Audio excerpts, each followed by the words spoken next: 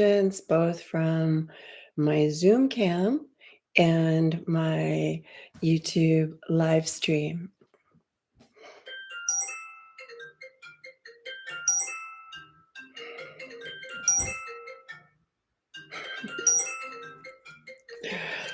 Good thing I wasn't using my phone for one of those.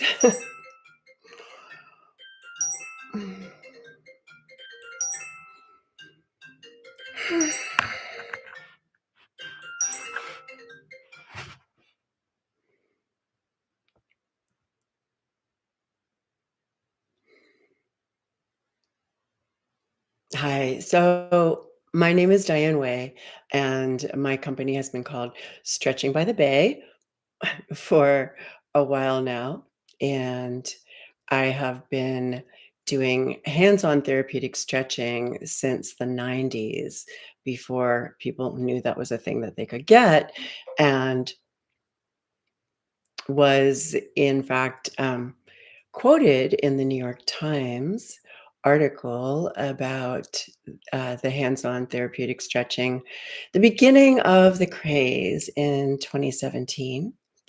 I'm based in San Francisco, and in 2020, some of my clients helped me get on Zoom so that I could continue to work with them and also teach classes there. The classes dropped off when people started coming in live, but I also wanted to be available to take questions and work with people. And I probably will do a class sometime soon. But these, um, what inspired my YouTube lives is that I wrote a chapter in this book, 50 and Fabulous, because yes, I am, well, more than 50 and still fabulous.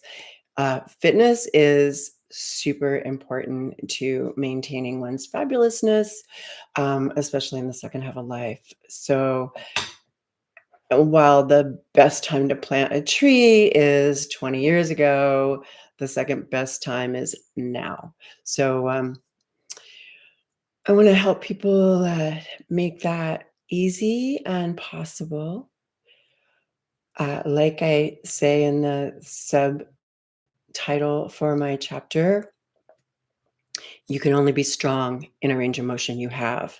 So the active isolated stretching has allowed me to assist multiple multiple Olympic and professional athletes in achieving their optimal range of motion. Now, it's super fun for me to work with professional athletes because they really care about the nuances of range of motion, at least for their particular sport.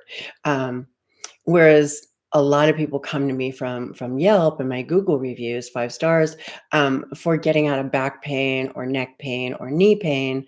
And often people, once they're out of pain, they are, you know, they're done, which is fine. And yet some people realize when they come to me that they have discovered this new way of working with their bodies that honors the natural reflexes of their body, that is neurologically sound.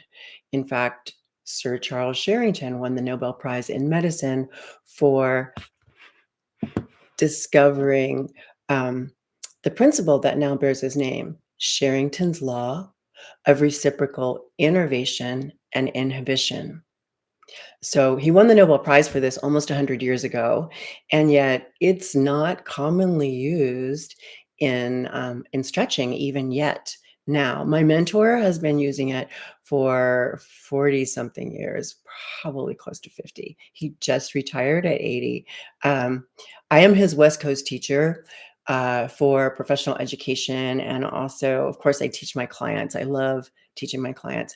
And my best clients are people who not only come to me either live, hands-on, or in Zoom, but they're people who allow me to help them cultivate a home practice, a self-care practice, because active isolated stretching is something that you can do on your own. That's what my YouTube channel is mostly about. So on the channel currently, August 2024, there are over 150 free videos, most of them short, many of them single stretch videos. So you can learn like in little bite-sized pieces, um, stretches to do to take care of yourself. Stretches that are neurologically sound, respect your nervous system, respect your natural reflexes, and they feel good. They feel good. They do good. They bring in fresh blood and oxygen. They help remove waste. They are they're just wonderful, wonderful stretches. And I hesitate to just say stretches because active isolated stretching is one of the few forms of stretching that deserves to be a verb because it is an action. The action is repeated. So just like when you do repetitions of anything to cultivate strength or, you know, running, it's one foot after the other, right? If you're lifting weights, you usually do multiple repetitions and hopefully multiple sets. Activize that because that's how your nervous system works. And active isolated stretching is exactly the same thing.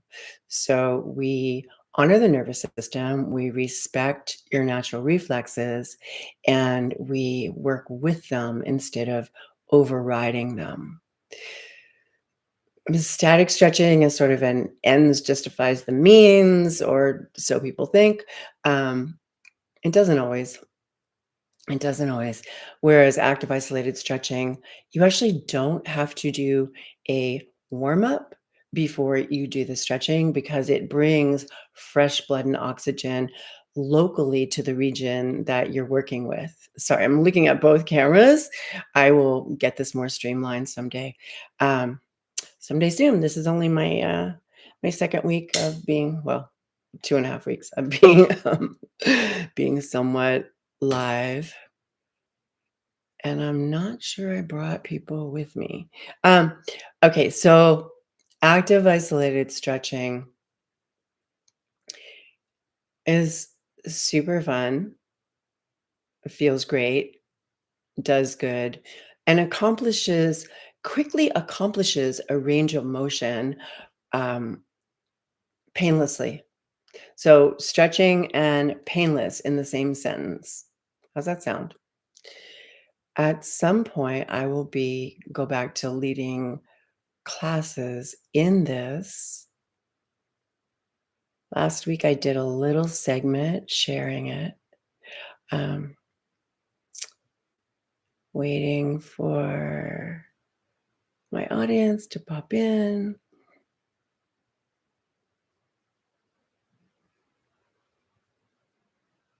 Okay. Ah, on the Zoom, I see. Yes.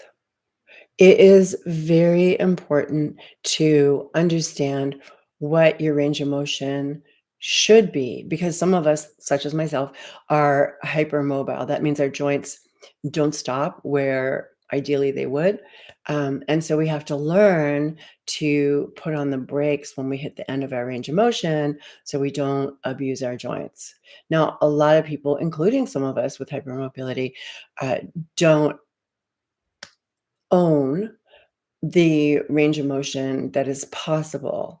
And it's honestly really easy to get when you're working neurologically, neurologically respectfully, like we do in active isolated stretching.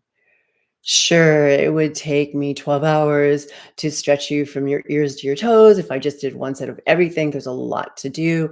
But often what we do is in segments, like we'll open the hips, we'll open the hip flexors, we'll open the glutes, we'll open the hip rotators. And these things, opening the hips has a profound effect on low back pain. And then here's another request that I had. I'm not sure if this person is on live today, but let me get where you can see my this little demo.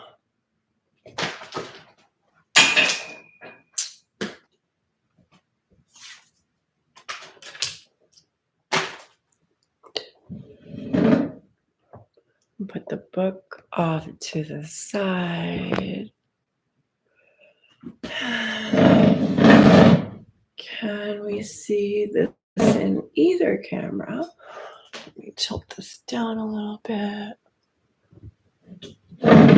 Nope, more. Oh, but we lose me. I'm going to back up.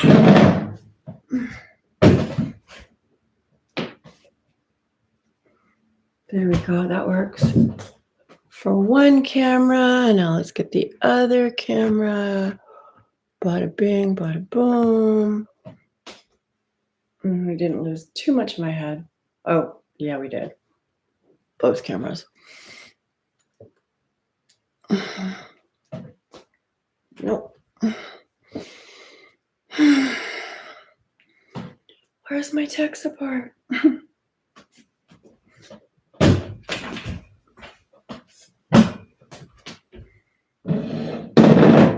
That works. Okay. So, yes, these are little kids' building blocks, but there's a reason for that. I'm going to put a bunch of building blocks out on the table.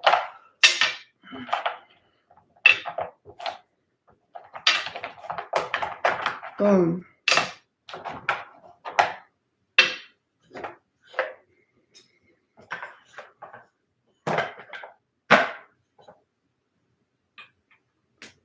Both cameras can sort of see them. Here we go. Yes. Okay.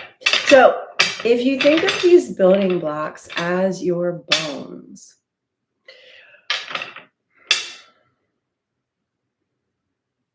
have this one showing. Oh, this direction. Who knew? Okay. So building blocks. Another building block. Let me use different colors. Building block. Building block.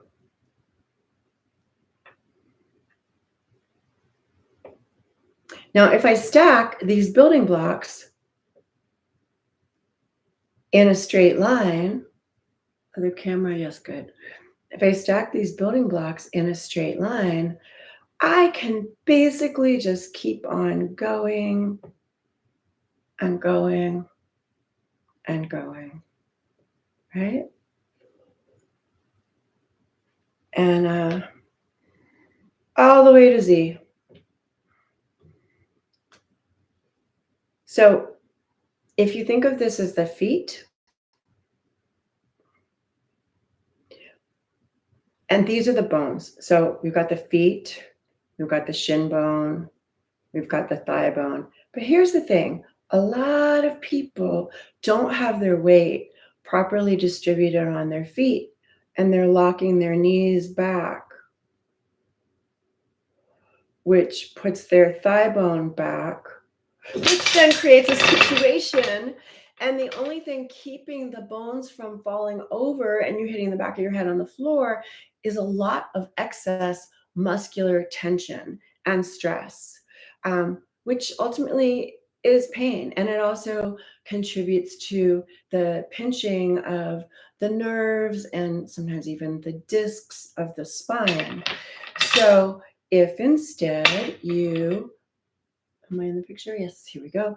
If instead you have equal amount of weight on your footprints and you have your thigh bone directly over your shin bone, which if you haven't been doing that for most of your life, might take it might take you a few minutes to learn it, and then you might have to remind yourself to do it a few times over the next few weeks until it becomes a new habit. And then if you don't have your thigh bone over your shin bone with neutral alignment, then chances are your pelvis is tilted. When your pelvis is tilted, it's usually pinching your lumbar spine. So a lot can be accomplished by aligning your posture. And then, of course, if you have to learn to engage your low abs and zip this up a little so you can lengthen back there even when you get your knees straight. And again, you can learn it in a day, but it might take you a few weeks for that to become your new normal.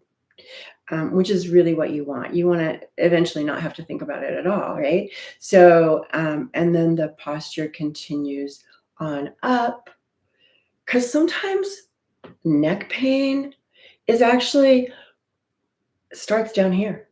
It starts down in how you're standing, in your footprints, in are your knees aligned? And so it continues on up the chain. But now let's say that we're sitting. So then the base of support becomes the sit bones. What I want you to do, if you happen to be sitting right now, is roll a little backwards, which many of you already were. So I'm rounding backwards. And so now I'm almost tucked under, right? My head is definitely forward to counterbalance. Otherwise, I just fall over backwards. So now what I want you to do is roll forward so you're on the very front of your sits bones. You're on the very front of your sits bones, nice and even from the right to the left. You're on the very fronts of your sit bones. And then the top front points of your hip bones and your pubic bone are aligned in a vertical plane. Your sacrum is directly behind that, so that puts the sacrum in a good place. The apex of your lumbar curve should be directly behind your navel, L3, whether you're standing or sitting. And then some people are super into the J-shaped spine. I live in San Francisco, where we have earthquake design for our buildings, and it is helpful to have some give all the way up. So a little curve, not as much as most people have, but a little curve out in the upper back, behind the heart and the lungs, and then in at the neck, and then lengthen out the crown of the head. So sit bones, neutral pelvis. The sit bones are sort of on the bottom of the pelvis. The pelvis, by the pelvis, I mean those big elephant ear-shaped hip bones. You've seen them on Halloween, if not other times. And then the torso, giving you all a larger torso. And then chest open, shoulders back, neck, and head. So you've heard ears over the shoulders, but that only counts if your shoulders are in the right place. Well, one of my favorite face exercise professionals, Coco, and that's with a K, like the gorilla, but she's totally not like the gorilla. She's adorable. And the gorilla was adorable too, but anyhow, no tangents. So, Coco Face Yoga, she's Japanese, but she has excellent English too, but with the cutest accent. And her phrase is ears over butt.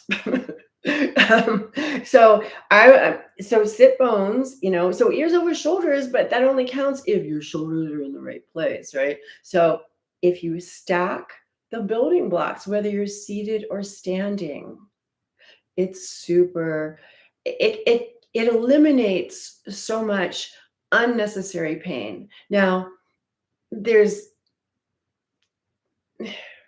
pain that we encounter. There's pain that we encounter from injury. There's pain that we encounter maybe from our vocation or our recreation. But there's also a ton of unnecessary pain. So in addition to, helping people heal their injuries, whether, they're sports related or, they fell on a pothole while running,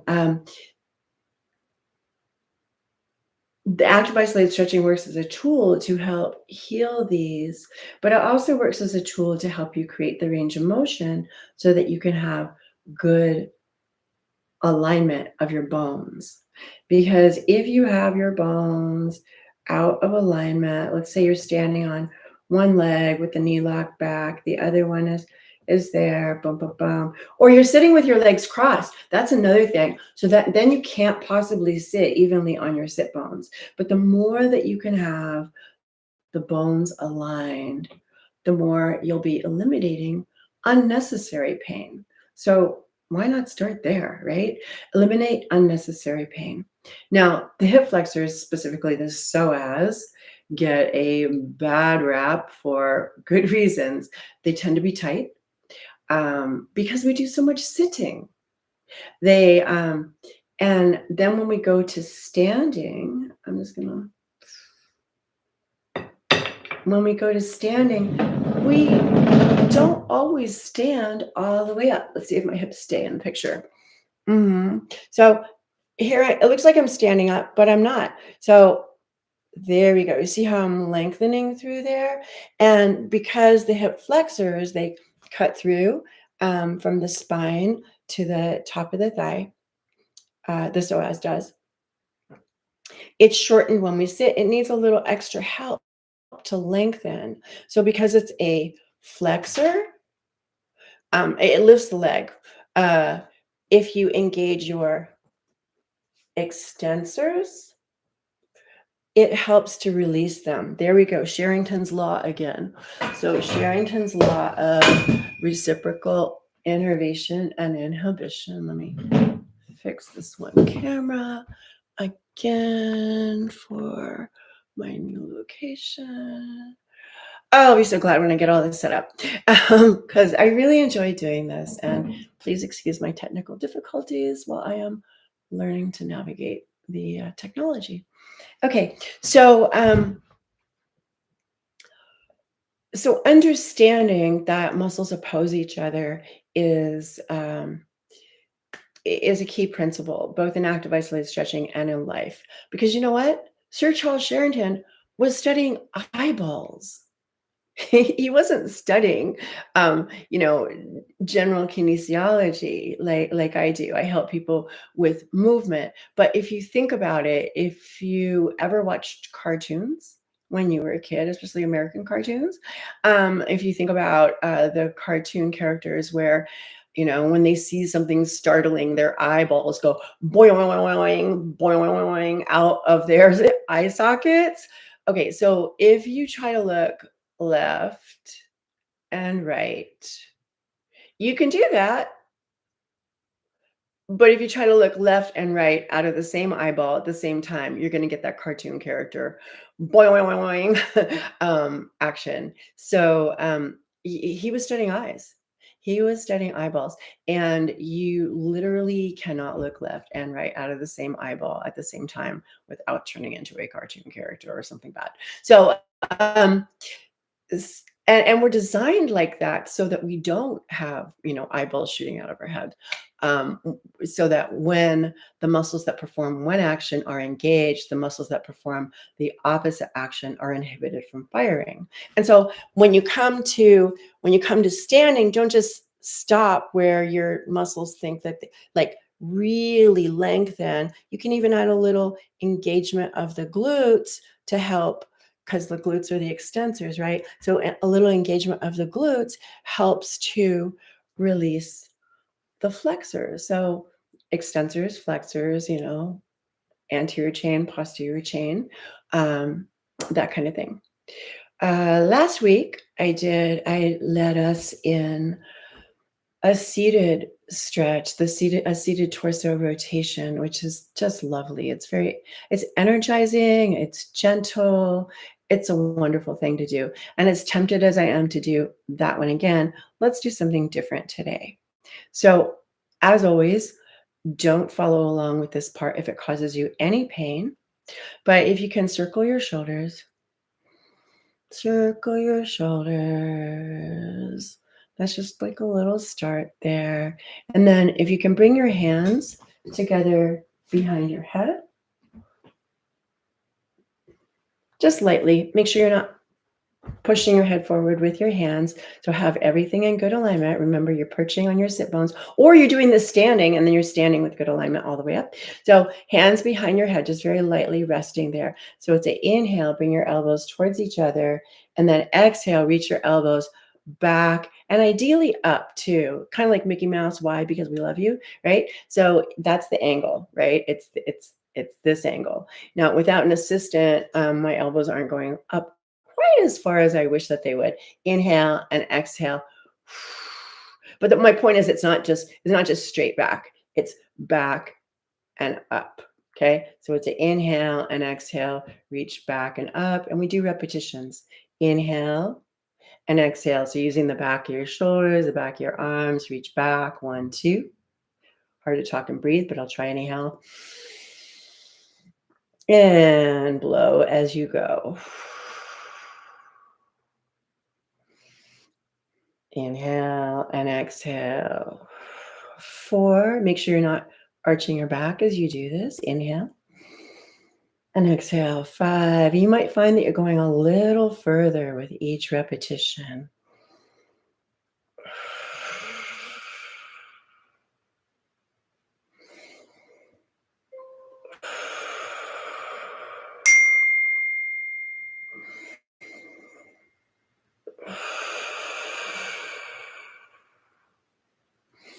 So 8 to 10 tends to make a good set. And like I said, you can always do multiple sets. You'll find each subsequent set increases your range of motion a little bit more.